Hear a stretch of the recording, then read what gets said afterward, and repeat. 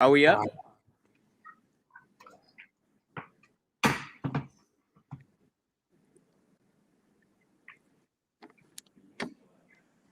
I'm live. All right, we got some people coming in now. It appears. Got my guys over here gonna let me know when I'm in. So if you are coming on here and you see us, please go ahead and share this link. We're gonna talk relationship tonight. We're gonna talk love tonight, and so I'm excited about it. And I want to introduce our guests here in a minute, but we're gonna give it a few seconds. You guys okay? Good, man. Do you have water? Do you need water? All right. All right. Good deal. Good deal. See, there's two of you, so if one needs to take a restroom break, one can cover for the other. Yes. That'll be me. Yeah, she will be. I'll be Have you guys met Adrian? Adrian? Adrian Mask. He's in the back over there. I might have him tag out with me in a little bit. Hey, Adrian. I haven't met Adrian. Yeah, he's in the back now. He's gone. He's Secret Service. All right, come on in. And when you come in, let me know if you can hear us by typing in the comments. I can hear. And then you can say, it's a miracle. Okay, let me know if you can hear. Share this link. We're going to get started here in a moment. And I'm excited about the guests we have today. Oh, hi, from Detroit. Look at that. That's some Davita people. Yes. Okay. Well, where are the New Yorkers? That's what I'm wondering. They're Where's not gonna show. Ruben has no people. Ruben has no people on I'm here. a loner. Oh man, that's sad. That's really sad. I'm sorry to hear that. I really am. I care. All right, people are letting us know they can hear. Thank you so much. We're going to get ready to get started in this conversation. I don't know if you guys have been following this series. We have been in a series of lessons called Love Stories. And I'm going to ask the question I've been asking everyone else. I hope you were able to catch part one. If you watched online this past Sunday, or if you were in person, Dothan, you saw part one the previous week. But we've been asking the question that I'm going to ask you too. I'm going to introduce you first, though. I have with me some guests. I have Ruben Chandler, the great Ruben Chandler. I'm imagining in my mind people are clapping for you, Ruben. And I have also next to him that he just met tonight is Demita, his wife. It's so good to have you here. Some of you guys have heard her sing. If you have not, maybe I'll put her on the spot and have her. Okay, not sing. Okay, not tonight. All right. So I'm excited to have you guys with us because you guys are an incredible couple and you'll be able to share some things with us I think will be helpful. But as I said, we are in a series of lessons called Love Stories. And we've been unpacking Jesus's great commandment in John chapter 13. The thing that was most on his mind was that not that we know the scriptures really well, not that we do a bunch of good deeds, but he said, this is my commandment that you love one another as I have loved you. And he actually told his disciples, and we know this, that by this, all people would know that we were his disciples. Not that we just kind of called ourselves Christians, not that we went to church, but that we really were about that life. The way that they would know is not because we walked around judging people, but is that we have love one for another. We know that the Apostle John wrote about this also in John chapter 3, verse 16. God so loved the world that he gave his only begotten son. I told them on Sunday I would never give up Titus for any of them. I would listen. If God said, "Man, if you give up Titus, they'll both go to heaven," I'll be like, "I'm sorry, man. I just have to be an eternal issue right now." But God gave his only son out of love. It wasn't out of duty. It wasn't out of ego, but it was out of love. And the next verse says that God didn't send his son into the world to condemn the world, but that the world through him might be saved. So even when Jesus shows up, which is a product of the Father's love, he doesn't show up condemning people, telling them how terrible they are. And so, if you look around the world, the church has failed miserably at knowing how to embrace people without embracing what everyone's doing, because we still got to hold each other accountable, right? Right. And so we went from there to 1 Corinthians chapter 13, where Paul is telling us our gifts in chapter 12 that are supposed to build up the church are really tearing us apart, because the Holy Spirit comes in and we get prideful, right? And we start saying, I don't need you, I'm better than you. So he says, let me show you the most excellent way to build the church, and that is through love. So during the midweek, we have been getting questions from people at asknccfamily@gmail.com. You can see it in the comments there. People have been sending in questions. And I mean, I don't know that we'll have time to really get to all the questions. We'd probably have to continue past this series to do that. But they've been asking a lot of interesting questions. If you have questions, email it to asknccfamily@gmail.com. We'll try to get to your question as well. But last week I did kind of did an interview and then turned around and did a pop-up with Pastor YPJ. My dad was going to be on tonight, but he had some things he had to do. So I was going to talk to you guys later, but now we moved you up. Okay. So, right. So with that said, Ruben and Demita, do you have a title for yourselves? Have you merged your names together? We did before. Yeah, we did before, and people. What was it? Rumita. Rumita. Yeah. That's pretty catchy. Rumita. You want to Yeah. know something funny? I knew you'd say that. So before I got here, I went to GoDaddy.com and I got Rumita.com. Now I'm going to sell it to you for $5,000. Dead serious. If you want your name, then you're going to have to buy it for me. Love it. Love how God works. I love how God works. But tonight, seriously, I want to talk about compatibility. Compatibility. That's that thing that we think that compatibility means. We both love Jesus. We both know the Bible. And that means, hey, maybe they're the person I'm supposed to be with. And I don't know about you, but I've experienced what happens when there's not compatibility in any situation. Yes. The one thing you're not going to have is peace. You're No. not going to have peace. We saw in the headlines recently a couple, one's an actress, the other is a producer slash preacher, I think, slash, I think he's a pastor. I don't know what he is, but anyway, he's a producer, and they even wrote a best-selling book together, and it was incredible. But here's the thing, they got a divorce, and people got really, really sad about it. And I think, Ruben, you actually made some commentary about that, and it had to do with careers. They were compatible in certain areas, like they look good together, but maybe they weren't compatible in their career. So I've got some questions for you in the topic of compatibility, but I've got to first ask you the question I asked YPJ and the question I asked Pastor Jason Taylor. Then we'll get into this issue of compatibility. My first question is this: what is your favorite love story and why? It could be a movie. Yeah, it could be a movie. It could be a couple, it could be your own story. Okay, yeah, I was gonna say that. My favorite love story, to be honest, is ours, because we knew each other years before. Like, we served together in the same church in Tampa, and she was, she was Pastor Demita to me. You know what I'm saying? And so this is back when our youngest son is 19, so he was 1. He was one yet. So we knew each other a long time ago, and then they left, you know what I'm saying, Tampa, her and her then husband, and then I had gotten, divorced, and I left, and it was like an 8 or 9 year gap of when I didn't hear from any of them, Pastor Demita at the time, and so I came to Dothan. You know what I'm saying? When I came to Dothan, things started lining up for me, and then I came to Atlanta to do a photo shoot. Saw on my feed, long story short, and I was like, "Hey, I'm in town doing a photo." I said, "This Pastor Demita?" You slid in her DMs? Say again? You slid in her DMs, or you sent her a text? Was it the DM? Was it inbox? Oh, yeah. It was. Oh, she said it wasn't inbox. Okay, I guess it wasn't inbox. And so she invited me to a cookout, man, and she thought I was still married. So she's asking me how's my family, how's the family? She knew my wife by her name. And I was like, "Are you trying to be funny?" Like, and she was like, "I've been divorced for 8 years," and she had no idea. Oh wow! So it was like, and from that cookout, 63 days later, we were married. What? Wow. Yeah, 2 months. I mean, tell me that you guys caught up on each other's stories and had conversations. Well, I knew her story because it was public. Okay. Unless you live on a rock, you knew what she had went through, and so I knew her story, but she didn't know mine. And so, but yeah, the kids came down and they knew her as Pastor Demita, and they oh, I want you guys to meet somebody. It was like, me, like what are you talking about?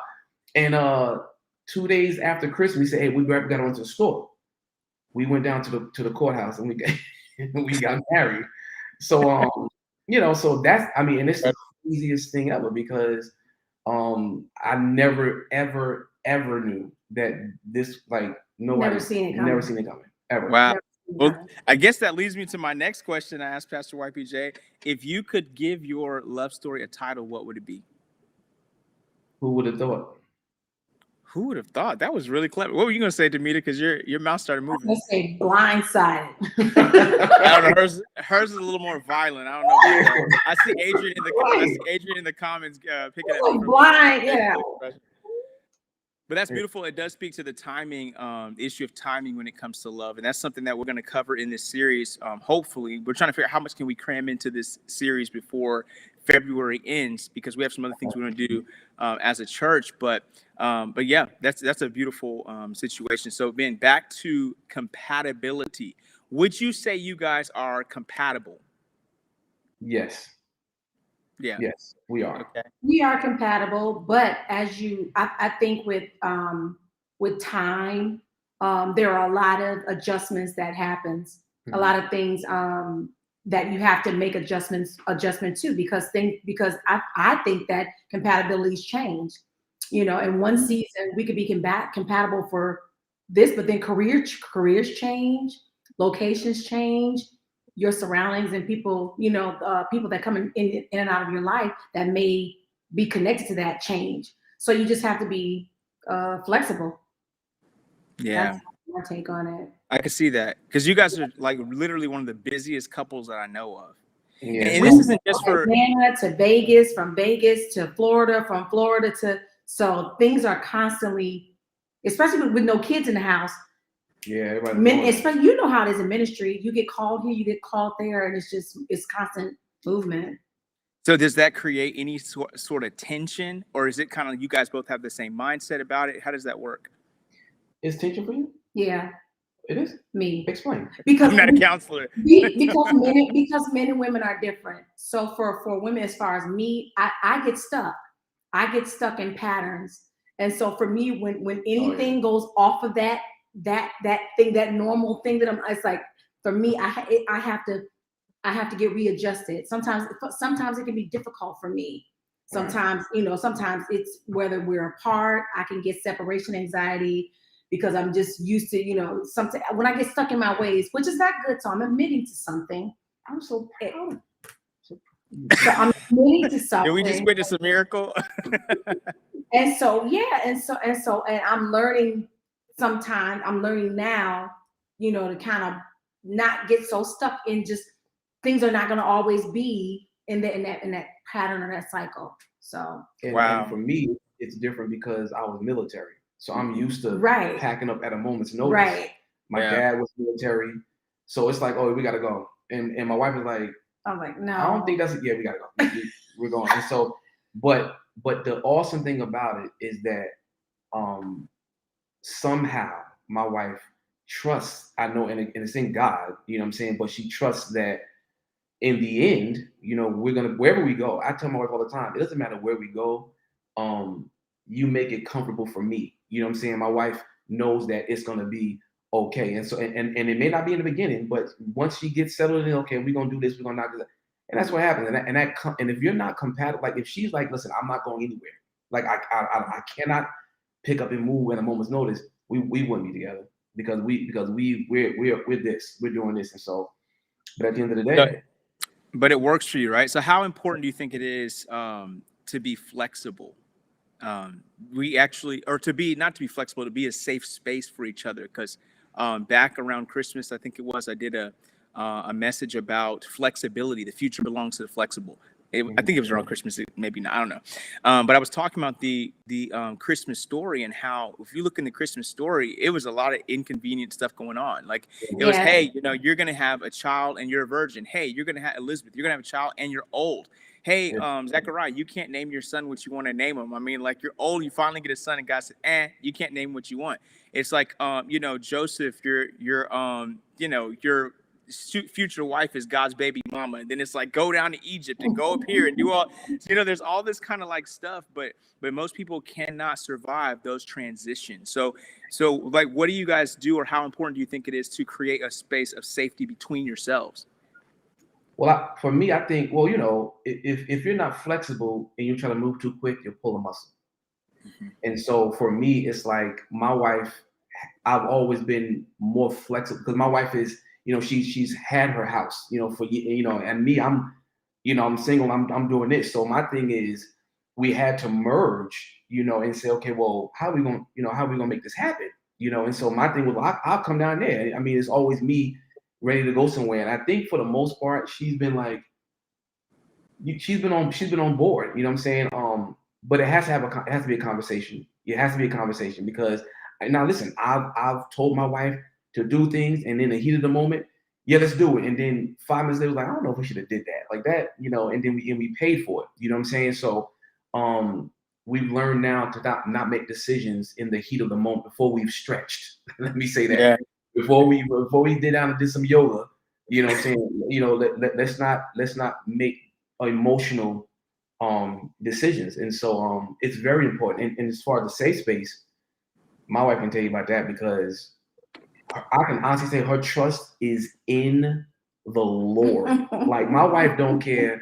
She's like, all right, figure it'll be all right, and go to sleep. And I'm in the dark with my eyes wide open. She's sound asleep. I'm going to rest. She's gonna go to sleep. Yeah, and so yeah. But she's definitely my safe space. Definitely, you know what I'm saying? And flexibility is a must to have. If you have to, because things are unpredictable. And like I said, if you're stuck in a pattern like me, where you're looking for a routine cookie cutter outlet template, it's not going to be the same as the years go by, as the days go by. Our thoughts change, our concepts change, our surroundings change, the years, the months, everything changes. So you have to have that flexibility, but yet it has to be anchored in total trust in God. Like, God, okay, I'm bending this way because I totally believe that this is where you're telling me to go. And this is, so Lord, if it is a mistake, my bad, but I really believe that you're leading us down this way to this place. So it has to be anchored in. So how helpful is it? Because there's two things I'm thinking about. One, how helpful is it that you guys were in a similar space? So, Demita, you're a singer, so you travel around, you sing. Ruben, as a photographer, you traveled around and took pictures of people singing and preaching. So did that play a role into you guys being compatible in that area of your life? Well, yeah, it really did because I mean, I was used to, like I said, moving around. I'm used to my wife going to Paris for 5 days, you know what I'm saying, and coming back, and then while she's gone, I'm over here doing this, and when I come back, so we're like right now, we're not home right now. You know what I'm saying, working and doing stuff. Yeah, we're not even home at this very moment. We're not home. So and we're working, so it is because I couldn't imagine, and I say being stuck because I've been doing this for 24 years, but I couldn't imagine having a 9 to 5 and my wife is all over the country and I not be flexible enough to go because of my career and vice versa. There's been times where we've been booked. It's so funny where someone has booked my wife to come and minister and said, "Is your husband available to shoot this situation?" And so we've been booked on the same gigs, if you want to say, multiple times. You know what I'm saying? In the last, it's been 8 years. Wow. Yeah. In the last 8 years. So, and it's a wonderful thing. It really, really is. And so when we're able to be together doing the same thing, it's awesome. I love it. It's good that you're not trying to avoid one another in some cases. Oh, yeah, no. Now, now I know you guys made a move. I think it was to Vegas, right? And that was primarily Demita. You were the one that was taking the job at that point, right? Oh, yeah. Yeah. So here's my question. Now, most people take a traditional sense where they'll say the man is the one leading everything. We only go where the guy goes. How do you guys handle that when it's Demita the one is getting the opportunity? How does that work? Because what would you say for especially the men that think that, it always has to be what their move is, Well, what would I say? Yeah. How do you guys? Oh, well, I showed my wife that I can follow. Yeah. You know what I'm saying? Like, it's like you look at the opportunities and you look at what's going on. And at the end of the day, we're one. Okay. So my thing is you're definitely not going to Vegas by yourself. You know what I'm saying? And so That was the year that our youngest son graduated. There were no more kids in the house. Like there's nothing having us stuck. So for me, it's like, yeah, I mean, okay, well, okay, let me see it looking like. Okay, that looks good right there on that paper. So let's go get that. And so it was nothing for me to do. And my wife, matter of fact, it was so crazy because when she got the email or the phone call, the next day she was gone before me. She left. How many months was it, baby, before? I got called down in the last week of January and never came back. You came in April. I came in April. Oh my gosh. I was still going back. So you were back and forth. Yeah, I was still back and forth every now and then, but pretty much I was like immediately like sent on, and really it was an assignment. Yeah. It was more so an assignment, understanding the timing of what God was doing. It was so on time to the point where I had just finished, coming off of my chemo. And so I was rebuilding my system. And this was right before Corona hit. Mm-hmm. Oh, yeah. It was set up so strategically where literally I had actually got the coronavirus in its early stages. So I was by myself already. So wow. He wasn't even there. It was the entire month of February, I was hit hard. Yeah. And by the time he got there, I was literally coming off of it. In March when he came. So I believe that it was just like strategically designed and set up just to be able just to set us in some places to meet some strategic people at that time. In Vegas, we were able to connect and do a lot of things. And so I don't even think it was so much more about him following. I think it was a seasonal thing just for us to run into some people that God needed us to meet at that time. Wow. So again, this is one of the things that I was contemplating in talking about compatibility is connection, because if you're not compatible, it's very difficult to connect, right? So you guys remember the RCA adapters or RCA, red, yellow, and white or whatever. You can't put that in an HDMI port. There's got to be some compatibility, right? Yeah. So even to have a connection. So I guess this is in a practical sense. How do you maintain your connection when you guys are all over the place? Like when one's in one place, the other's in the other? For me, it's communication. Communication is key. Without communication, it leaves room for doubt. It leaves room for accusations. It leaves rooms for just your mind just going all different places. I think communication is key. Having each other's heart, having each other's trust, having all of that plays a part. I can only speak from a woman's standpoint. We love to talk. That's what we love to do. We love, even when there's nothing to talk about, we want to just hear you breathe. We want to hear you breathe. And so for me, that's just to feel like even though we're apart, that he's still there with me, because I'm spoiled, and so for me, it's just that communication is key. Yeah. And that's really me being open to that helps my marriage, because answer the phone. Like when your wife calls, it's FaceTime, it's whatever, and it makes her, realize that she comes first before whatever job I'm on, before whatever I've walked out of, and when she calls me, it's not just calling for nothing. You know what I'm saying? Like I know if my wife called, she knows what time I go on, what time I shoot. So communication is everything. I mean, if you can, I could imagine not get. I mean, one time my wife went out of town. It's not funny. It's really not. It's not funny today. She was out of the country, and I know my wife this pattern of my wife calling me, because I call them all the time. So I'm looking. I'm like, okay, my wife called my wife. No, I'm like, okay, and I'm like, I know the time difference is okay. I went into panic mode. I'm like, yo, something's not right. Literally, somebody has my wife in the back of a van, and I'm gonna go kill everything. Like literally, I'm gonna. And I'm looking around. I'm calling my dad. Yo, I can't get. And my dad is looking at me like, yo, like you sure? I said, if something's wrong. My wife usually called me 11 times. She ain't called me but twice today. And I'm looking around for hours, man. And so somebody knocks on the door. My wife has flown from out of the country to surprise me. And it wasn't funny. Now that's it wasn't. I was like, listen, something's out, and my dad was in on it. So her and my dad done, had in a coup. okay, and I was like, but that's how much we communicate when Yeah. when we're not together. You know what I'm saying? When we're not together, it could be the next city over, the next state over, the next country over. I'm so used to knowing that my wife is gonna call me, blah blah blah. She's gonna FaceTime me, and when that didn't happen, it was off kilter. You know what I'm Yeah. saying? So communication, especially for my wife, and she'll know, like, I can work a full day and not talk to her, but yeah, she doesn't care about that. She doesn't care about that. She wants to talk. That's an epic pop-up.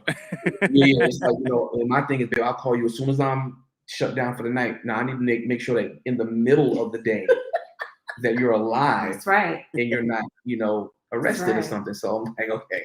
So yeah, so that's the deal. Well, So here's everything. So did you start out that way, or did you guys grow into that?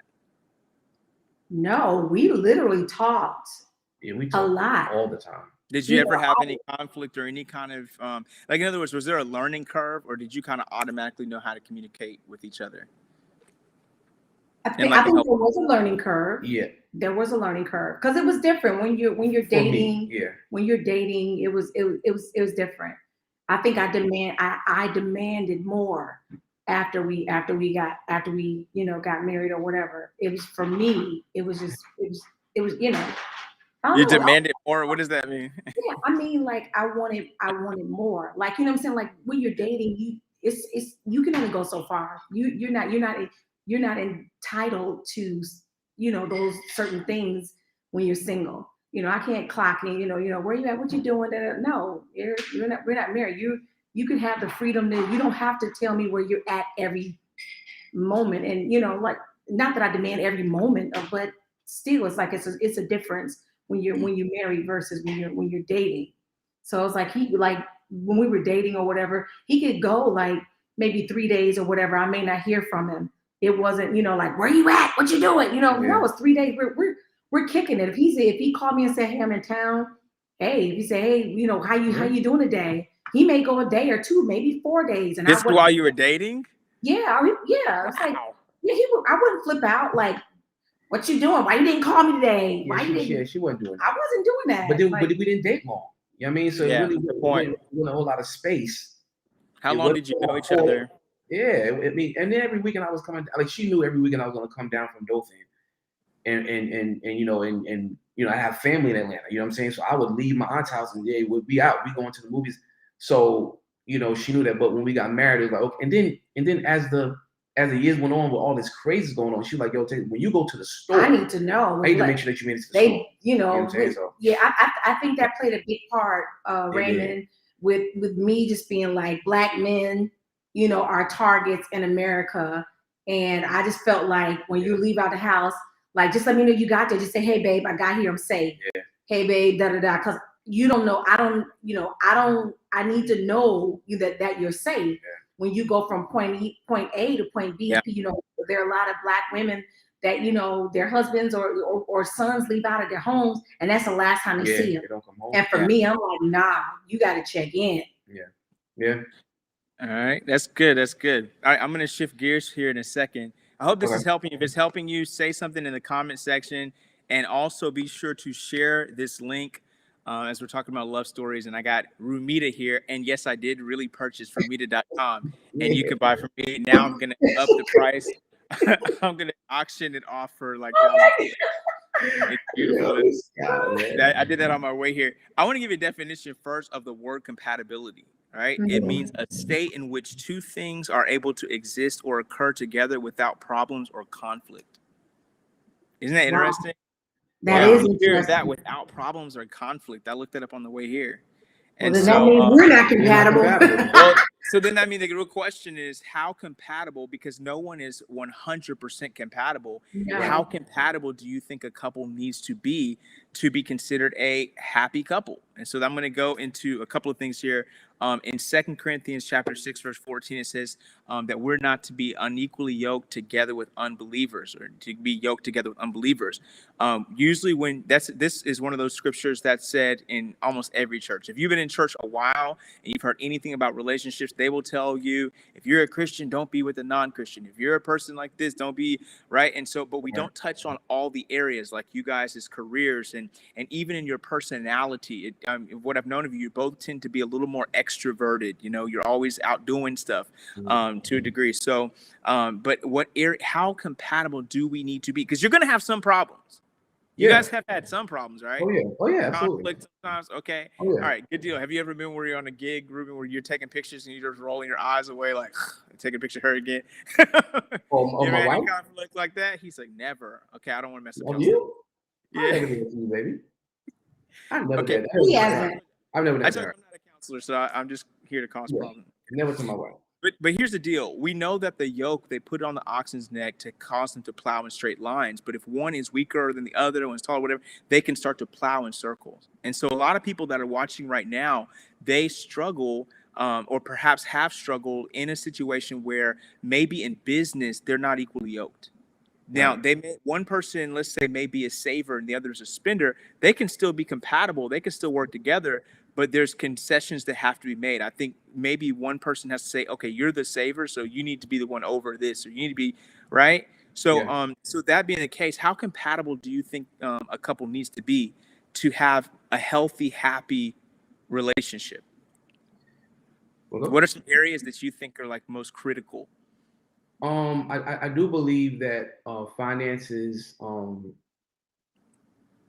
as far as someone who is if you are a heavy spender, and when I say heavy spender, I don't mean like, if you have enough to get it, that's not the issue. My thing is, are you compatible enough to pull back even when you can get it? You know what I'm saying? So my thing is like, my wife can save money, man. It's like she can save money, but then she gets to where she's like, you know what, I want that. You know what I'm saying? I will get it. You know what I'm saying? So if I'm a person who not only doesn't spend money, but I don't want to spend money, you're not gonna work with a person who wants to spend like listen, if I can afford it, then I'm gonna get it and I work. And you're not gonna work, because you have people who are savers and then you have people who are just cheap. You know what I'm saying? Where you don't even want to buy a shoelace without going through your financial report. You're not going to work. But if you are compatible to the point to where we both work, you know what I'm saying? Let's make a plan. Let's plan. Okay, listen, this is the day that we're going to do X, Y, Z, and we'll go eat out.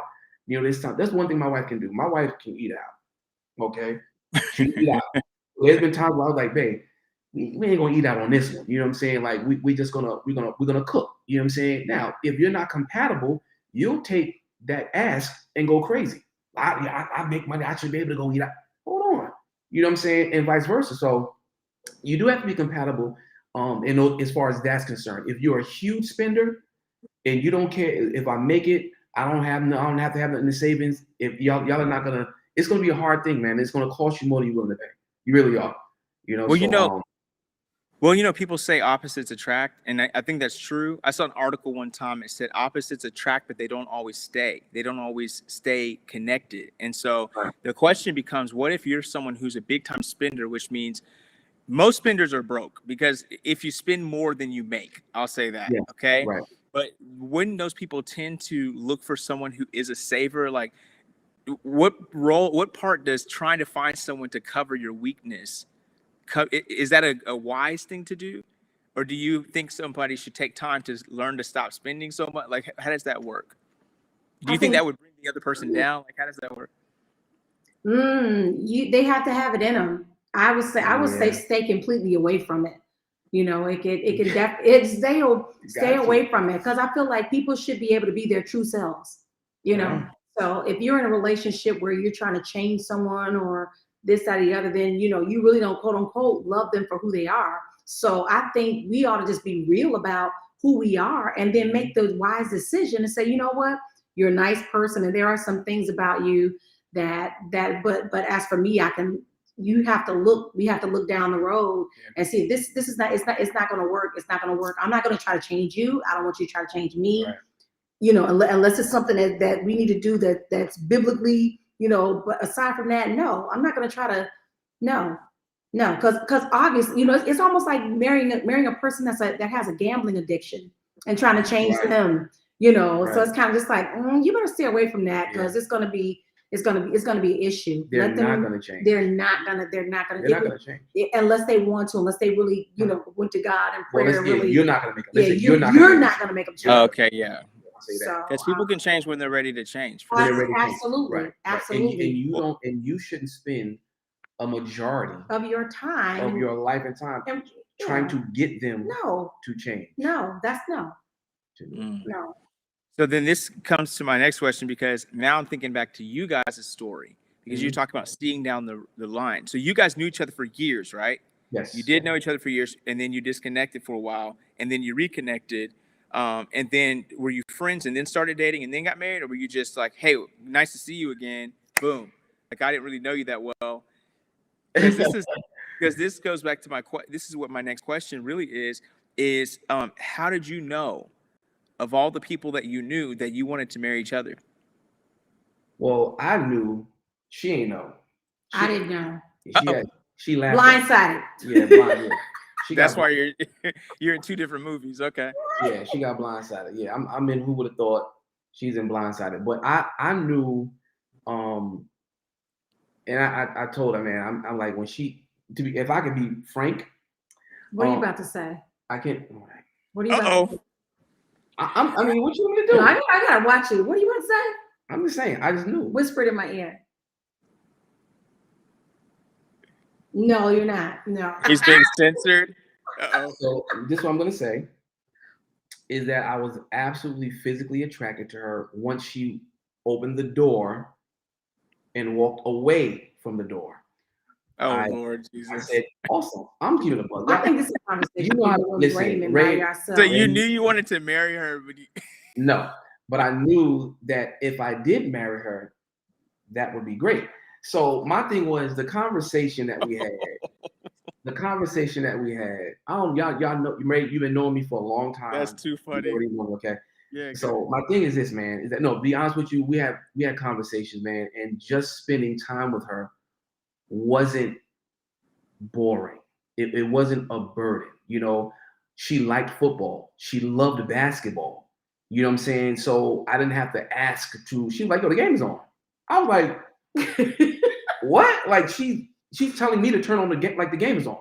Yeah. And so I was like, so my thing was, I knew that we were compatible before she knew we was compatible, because I knew what I like to do. I knew that I loved that. You know what I'm saying? I knew that. So she was giving me signs. I was like, you know, I can do this. She's irritatingly clean, my wife. It's really ridiculous. Okay. And so I was like, that's dope. She loved to cook. She cooked. So all these things, I was like, yo, this right here. And so it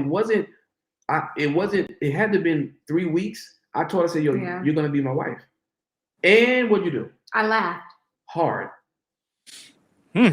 She laughed. So what state of mind were you in? Did you not see the writing on the wall when he said this to you? Or were you just kind of like, no, I didn't.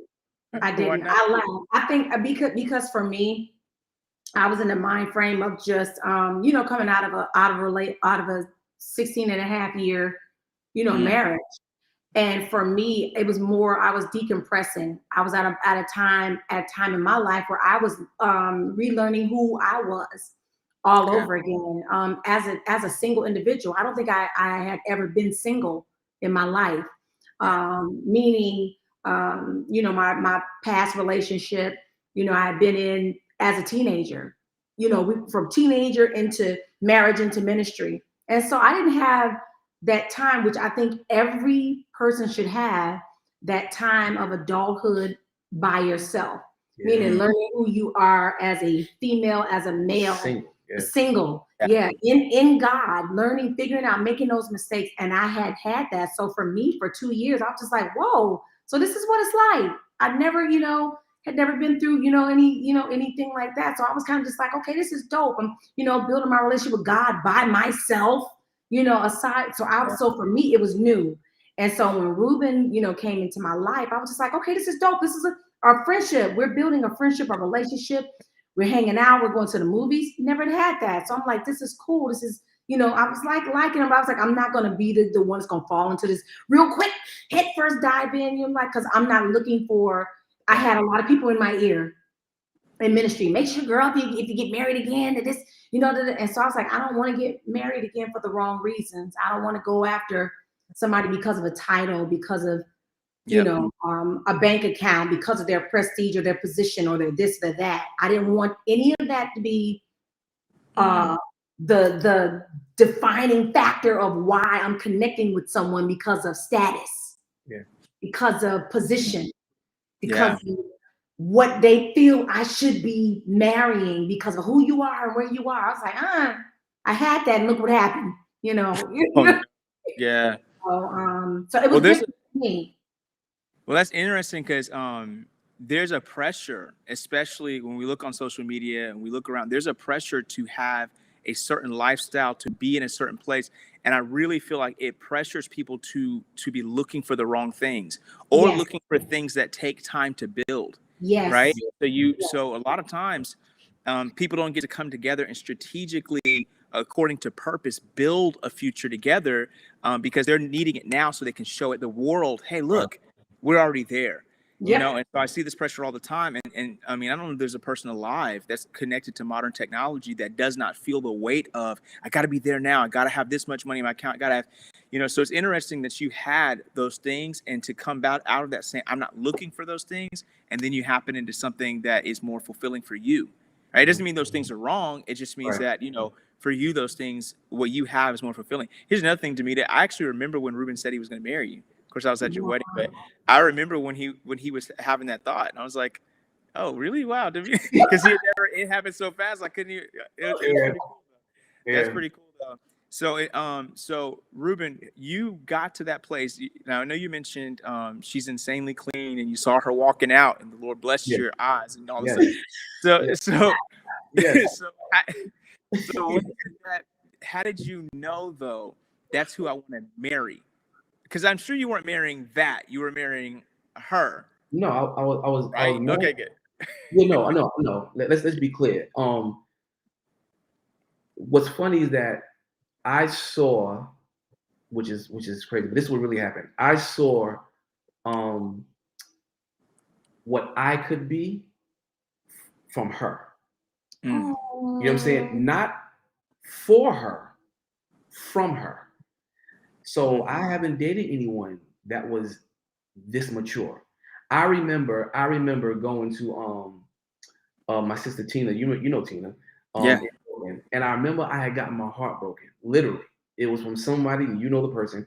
And I was just like, you know what? I know it needs to happen, yo. Like, I am a New Yorker. I'm in Dothan. I'm trying to. I know I'm a better person married. You know what I'm saying? And I'm doing. And I'm like, you know what? I think what I'm doing is I'm chumping myself.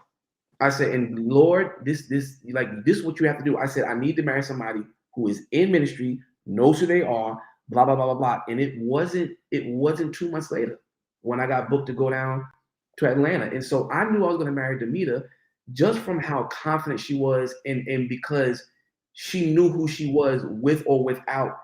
Like, I know who she was, you know what I'm saying? But so she's like, listen, this is who I am. This is what the deal is.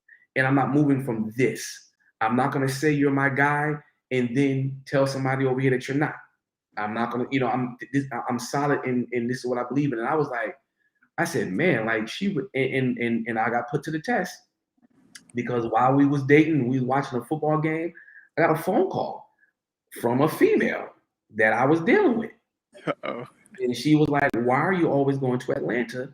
And when you go to Atlanta, I can't hear from you. And I looked, and she was right there. I had her on speaker. She said, answer. Like, whatever your answer is gonna be is what it's gonna be. And I was like, and this was the time. And I said, listen, I said, me and you are done. What? I mean, and when I got back to Dothan, I got cussed out now. I got cussed out real good. But I knew that this was it for me. This is it for me. And so before we got married, my wife was my friend. She's a fighter and she's a forgiver. You know what I'm saying? And so that was just, I was like, yeah, I said, I'm gonna, and I asked her this, I want to ask your dad. I asked her dad, I want to marry your daughter. He said, well, then marry her. He said, ask her. You know what I'm saying? And so, but I knew that was it for me. And men just know, just how women just know certain, they be like, you know what? Men, we know. If we're not playing games, we know. And I love the fact that in your story, and I talk about this, and it's not always a popular opinion, but for men, a lot of it has to do with timing. A lot of it has to do with timing. And I think that it's sometimes for men, like I have a friend who basically he dated around, he, was trying to figure out who he's going to be with. He thought it was going to be one person. And then, he just had a sense, this timing, this thing kind of went off in his heart, like, I'm going to be married. And I know this sounds crazy, but he ends up turning and seeing this woman who was a friend of his, and he just knew in his heart. Yeah. He had a conversation with her. Boom, they got married not long after that. It was more of a timing thing within himself. And so even for, we a lot of times discount divine providence or providential circumstances, what Andy Stanley calls it, where God will actually create or allow a scenario where in your case, your heart was broken or something happens where you're now open. And when you're open, now that's when God starts sowing that seed or says, hey, go and look, because before God could have shown you your wife all day long and you wouldn't have received it. But there's a moment that happens where you're suddenly aware and awake and ready. And when that takes place, man, that scripture says God makes everything beautiful in his time. And in 1 John chapter 4, it talks about perfect or mature love drives out fear. So a lot of times with us, men and women, we will have a certain amount of fear. Like Demeter, you're saying, hey, it's been about the time. I don't want to go into a bad situation again. I just want to be single. I just want to be. So even though your husband, who now you have this wonderful marriage with, tells you you're going to be my wife, it's immediately met with a guard up, a wall up. Wait a minute. Oh, yeah. And that's what he said. No, he said, you have a wall up. I said, I sure do. But immediately, I think this issue of the timing of God coming into play, where once that love matures, it's like you could have a banana that's not ripe. If you've only had bananas that aren't ripe, you're going to think bananas taste completely different than they actually taste. Right. Because it tastes completely different when it's allowed to ripen. Then it's its sweetest, then it's its best. And a lot of times I think we throw out love before it has a chance to ripen. Yeah. That's the issue. Or even with ourselves. I think I was sharing this with YPJ when it talks about the daughters of Jerusalem in the book of Song of Solomon, telling this woman, hey, do not awaken love before it's time. Which means there's a timing. But our society tells us, London, man, she's just turned 13, so she's a big girl. But to hear her talk about her friends and this person likes that person and all this kind of stuff, they're being told by Disney Channel, by different people, or different entities that love is always supposed to be awakened. You're supposed to be thinking about romantic relationships as a child. When a lot of times that's when we get the wrong impression of what love is. And it can take us sometimes decades to unlearn the things we learned about love and learn them in the proper way. So that being the case, I want to ask this question for the people who are watching. Do you believe there is such thing as the one? As what? As the one? The one. Like, in other words, there's only one person in the world ever that God could have for you. Do you believe in that? No. What is your belief about that whole thing? Well, my belief is, me and my wife, we are very open about this one thing. And that is this. And we tell people all the time, our previous marriages could have worked. It could have worked. And so it could have. And so my thing right now is the if you want to call it the one, you become the one when you literally decide to remain. Like my wife said, check this out. My wife told me this. She said, here's the deal. I may want to run you over my car right now, but if you think you're gonna sleep outside of this bedroom, no, make room on whatever couch you're gonna, because and that's what I'm married to. Yeah. She was like, ain't no, like, yeah, I may need you to go ahead and just we're gonna be quiet for a couple of hours, but you're not leaving. We're not going anywhere. That's the one. And so my thing is, if we are at a place where we're like, you know what, let's fight for this. That's like That's the one. that's the one. Mm. That's the one. You could. There's no marriage. Yeah, I mean, it could have worked. It could have been. And so my thing is, you found the one when you link up with a person who believes in, okay, we're gonna have tribulation. Yeah. It's gonna happen. But Realistic. Yeah. yeah, realistic, right? But here's the deal: we're gonna get through it, and we're gonna make this thing work. Now, I'm not now my your crap has an expiration date now. So let's be realistic on human responses and human reaction to stuff. Yeah. So we ain't gonna be going, people who are in relationships where they just get knocked over the head 1,000 times. No, we don't do that. But bad decisions, mistakes, words that come out that you really didn't mean, but Yep. what we're gonna do is we're gonna get past that. Yeah. And marriage is for And make adjustments and make change, adjustments. be flexible yes. to change those patterns that could cause destruction, because that's one of the main things that cause the separation of the one. It's hard when two different lifestyles are coming together. That becoming one is not easy. Yeah. You don't start off as one. You have to become one, and that doesn't happen overnight. It takes time to become one. Two different concepts, perceptions of life. You come from two different, so one person came from a two-family, two-parent household. One person comes from a one house. But the concept is different. So becoming one is not as easy as people make it to be. You don't start off becoming that one, but then once you're in it and you're merging, becoming the one, you're still constantly changing and twisting and turning and adjusting and creating your own culture to maintain the road to oneness. So that is so powerful, because I love how we went from is a person the one to you becoming one. Yeah. Yeah. So now it's not about them being the only person that you could ever, as much as it is. And again, I think, if you ever played musical chairs, the music went and you just went around it and stuff like that. And when the music stopped, you had to have a seat, or the chairs, you were out, right? Yeah. And then move a seat and you go round and round and round. And I think, again, it had to do with timing. Where were you seated when the music stopped? Right? So when you're ready, like they have the show called Ready to Love, right? When you're ready to love, you believe you're in a healthy place. Because I think that, we are more so trying to find someone to love and accept us. Yeah. Rather than what Paul talks about in 1 Corinthians 13, which is, how am I loving others? Right. Because if I love others and I become a good, I don't want to say a good lover, but you know what I mean? Someone who is good at loving other people, developing patience and kindness and meekness and all those things. Now I can pretty much love anybody, but I can get to a place where now God can trust me with someone else's heart.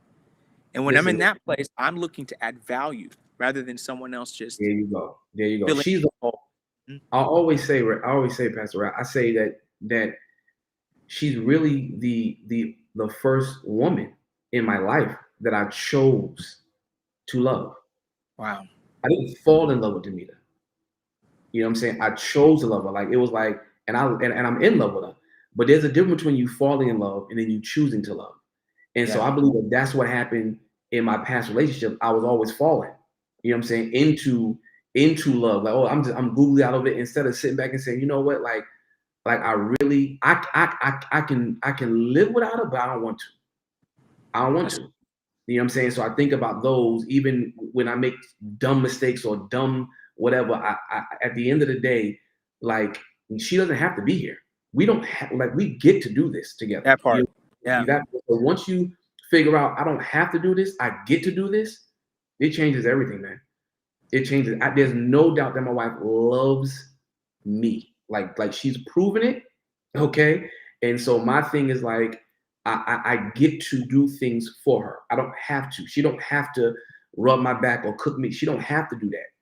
We look at that thing like, no, we get to do this for each other. Once I changed my verbiage to I gotta do this so I get to do it, it changed everything, bro. It really does. It does. Wow. That's powerful. Listen, I looked at this quote, It says, love never dies a natural death. You may have heard this before. Mhm. It dies because we don't know how to replenish its source. It dies of blindness and errors and betrayals. It dies of illness and wounds. It dies of weariness, of witherings, of tarnishings. And I Wow. think that the idea that love itself has to be maintained, it Yeah. has to be fed, it has to be Yeah. nourished, it has to be cared Nurtured. for. And Mhm. sometimes because of human nature and human error, we can do things to damage love. But Yes. we're saying, hey, listen, this is a stewardship that we're giving, because not everyone can truly say, like, how long have you guys been together, been married? Matter of fact, 9. it It's does- going on 9 years. going on 9 years. So It'll be 9 years. not many people can say after 9 years they're in love with the person they're with. Even Right. your body language is close, right? Right. So again, to say that you've been through things that some people never survive, but to still after 9 years be able to show a closeness, says you guys are intentional about being good stewards of your love, right? So hey, listen, man, Mike, we're getting ready to wrap this up because we're 3 minutes to 8 over here, and just 3 Oh, yeah. minutes to 9 Oh, okay. where you are. And I appreciate you guys being on this conversation, because we're just talking about love, and we want to get it into the culture. We want to have a love first culture at NCC, where we love first and ask questions later, and only if it leads to life, right? So that being the case, can you give us some last second advice? What are some things you would say to those hopeful people out there trying to cultivate or even fight for love? What would you say to us? For me, I would say love, especially if you're married, it can work. Marriage is not hard. The people in it are. So once you start becoming softer to love, softer to answer, listen, when you're right, be quiet. When you're wrong, apologize. You know what I'm saying? I would say fight for your marriage. There's no marriage that can't, and I mean nothing. There's no marriage that cannot work. Every marriage is worth fighting for, but it takes two to put on them gloves, man. And so if both of you can look each other in the face and say, listen, not only do I love you, but I love this marriage and I want to fight for it, you're undefeated, bro. Like you can absolutely make it work. 100%. You can do it. You good? What do you say for the people waiting for love, or maybe they're right on the precipice of it, so to speak? What do you say to those people about to make that leap? Go ahead. No, Okay. We're talking to the laughing. Yeah. Right. Man, if you're waiting for love, for the men, well, this is what I say for the women. Let me say this. Let me help the women real quick. It doesn't take 4 years of dating.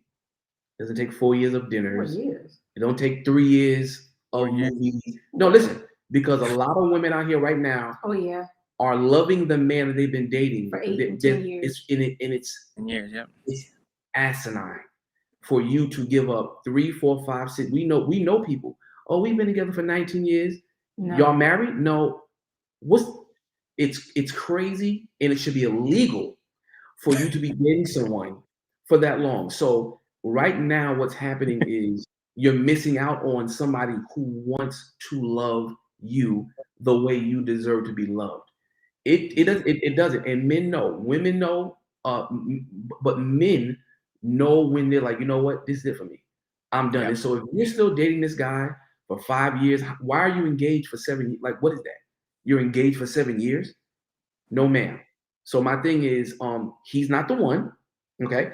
And for the men, we know that men mature slower than women. Okay. When you're done playing games, then awaken that love. Like you said, don't wake, the love, don't awaken love before it's time. If you're still wondering or guessing, listen, do her a favor and stay single. Mm-hmm. Do her a favor and stay single. Yeah. You got anything? I'm good. All right. Well, listen, man, we love you guys, and hopefully we can have you in the house at NCC again. And Ruben, you sing too. Does he sing with you? Right. Why we gotta talk? We talk about something. We need else. a duet. We need a duet. Anyway. Bro, like stop it. I'm a photographer. My wife sings around, and He does too. I help out. Ruben can sing. Ruben can sing, and we'll have to let you guys hear him sing sometime. Yes. But again, thank you. Listen, thank you for joining us. Thank you for having this conversation with us. A whole lot of nuggets for us to unpack in our series. We've got only a couple of weeks left of that.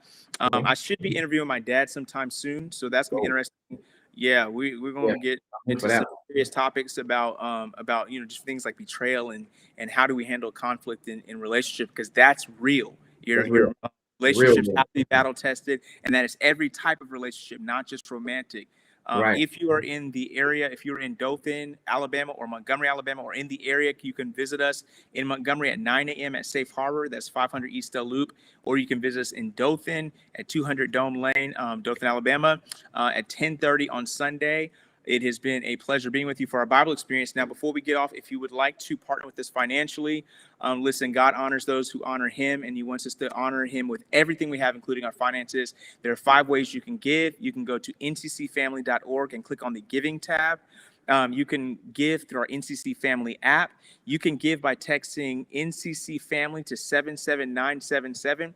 You can go to one of our campuses and drop off your gift in the Dropbox, or you can mail your gift to 200 Dome Lane, Dothan, Alabama, 36303. Once again, thank you for joining us on the Bible Experience. Look out, because we may have another pop-up with another guest this week. We're just trying to unpack this topic of love, and I hope it's helping you. We're not going to give you everything that's perfect, but we are going to do our best to try to get to your questions, and hopefully that'll be able to help you. Anyway, God bless you guys, and have a great rest of the week. Have a good one, man. Thank you. See you later. Thanks, man. Yep. All right.